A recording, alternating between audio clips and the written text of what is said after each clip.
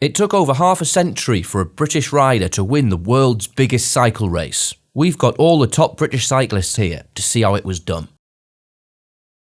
The first Brit to complete the Tour was Brian Robinson from Huddersfield. In 1962, Tom Simpson became the first Brit to wear the leader's yellow jersey.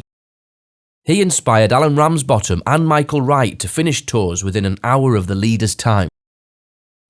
Wakefield sprinter Barry Hoban won 8 stages. 5 years later, Paul Sherwin became the leading Brit in only his second year as a pro. Robert Miller lit up British cycling in the 1980s, claiming a 4th place and the King of the Mountains title.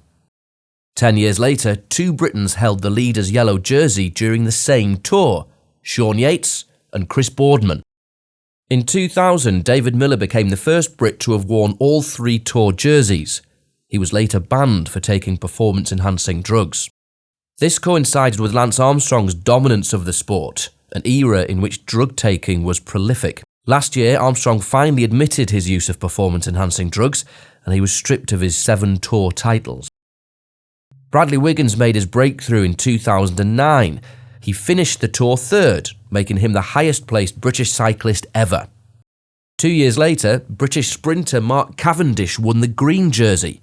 He went on to become BBC Sports Personality of the Year. Bradley Wiggins became the first Brit to win the Tour de France. It came 57 years after Brian Robinson first completed the course. Britain didn't need to wait as long for their next win. The following summer, Chris Froome won the Tour in its centenary year. The results show clear periods of high achievement by British riders, especially in the 60s and in the last 5 years. Robert Miller is the only rider to have come close to winning the Tour outside of these periods. So, can Froome make it a hat-trick of British wins this year?